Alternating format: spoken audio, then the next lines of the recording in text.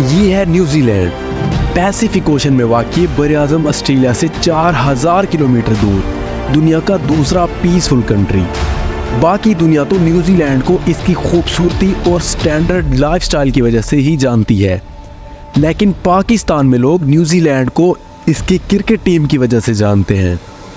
अगर मैं अपनी बात करूं तो मैं न्यूजीलैंड को इसकी फेमस पर्सनैलिटी प्रेसिडेंट जसिंडा और केन विलियमसन की वजह से ही जानता हूं। न्यूजीलैंड का मौसम बिल्कुल यूके और ऑस्ट्रेलिया की तरह है, हल्की सी गर्मी, लॉन्ग विंटर और अच्छी खासी बारिश।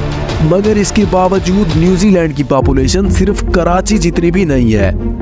अगर आप न्यूजीलैंड का ये मैप देखें तो 80% न्यूजीलैंड बिल्कुल खाली और वीरान है और वहाँ कोई नहीं रहता।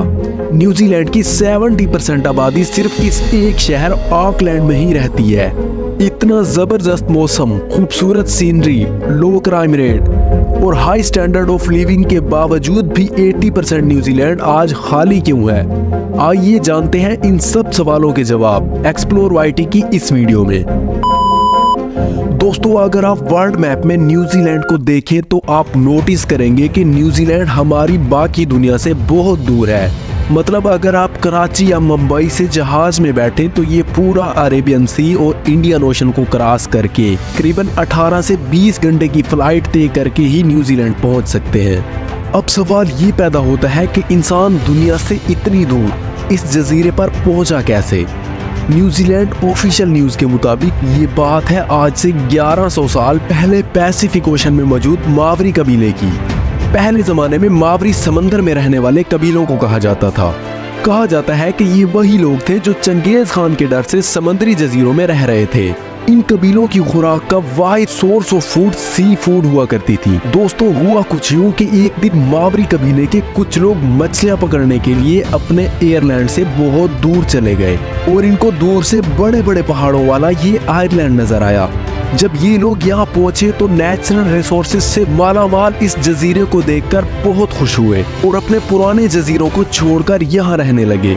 17वीं सदी तक तो ये सब ठीक चलता रहा, लेकिन बहुत जल्द ये सब बदलने वाला था, क्योंकि दूसरी तरफ वेस्टर्न नेशन अपनी ताकत को बढ़ाने के लिए पूरी दुनिया में फैल रही थी। एक्सप्लोर वाईटी की तरह यूरोपियन नेशन भी पूरी दुनिया को एक्सप्लोर कर रही थी ताकि नए जजीरों को अपने साथ मिलाकर अपनी पावर को बढ़ाया जा सके। आखिरकार एक्सप्लोरर की एक टीम इस जजीरे तक भी आ पहुंची और इस तरह 18वीं सदी में ब्रिटिशर्स ने इस जजीरे को अपने कंट्रोल में ले लिया और बाद में इसी जजीरे को न्यूजीलैंड का नाम दिया गया। इसके बाद न्यूजीलैंड मुकम्मल तौर पर यूरोप और ब्रिटिश एम्पायर का हिस्सा बन गया। आखिरकार वर्ल्ड वार 2 के बाद न्यूजीलैंड को भी आज़ादी मिली और फिर आहिस्ता आहिस्ता न्यूजीलैंड तरक्की करने लगा। लेकिन इसके बावजूद भी आज न्यूजीलैंड 80% खाली क्यों है और बाकी सारे लोग इधर नॉर्दर्न आयरलैंड में ही क्यों रहते हैं? असल में न्यूजीलैंड का ये साउदर्न रीजन खाली और वीरान इसलिए है क्योंकि इस सारे रीजन में रहना और कंस्ट्रक्शन करना बिल्कुल इम्पॉसिबल है, क्योंकि इस साउदर्न पार्ट में हर तरफ लंबी लंबी माउंटेन रेंजेस हैं और ज़मीन इतनी अनबैलेंस्ड है कि इवन बेसिक इंफ्रास्ट्रक्चर जैसे रोड और घर वगैरह बिल्ड करना भी ऑलमोस्ट इम्पॉसिबल है। कुछ जगहों पर तो ज़मीन इतनी सख्त और खुश्क है कि इरिगेशन करना भी इम्पॉसिबल है।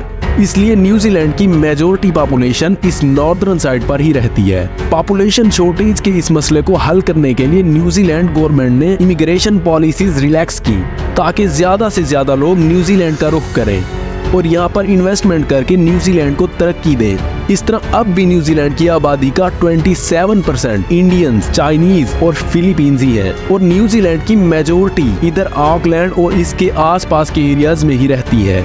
यही वजह है कि ऑकलैंड आज दुनिया की लीस्ट अफोर्डेबल सिटीज में से एक है, बिकॉज लैंड सप्लाई कम है और हाउसिंग की डिमांडिंग बहुत ज्यादा है। एक बहुत ही इंटरेस्टिंग बात ये भी है कि न्यूजीलैंड की सारी agriculture industry animal meet export करने पर ही चलती है। नॉर्दर्न आयरलैंड में बारिश ज्यादा होने की वजह से इतनी लश ग्रीन जमीन है कि इधर वाफिर मिकदार में भेड़, बकरियां और गाय पाई जाती है।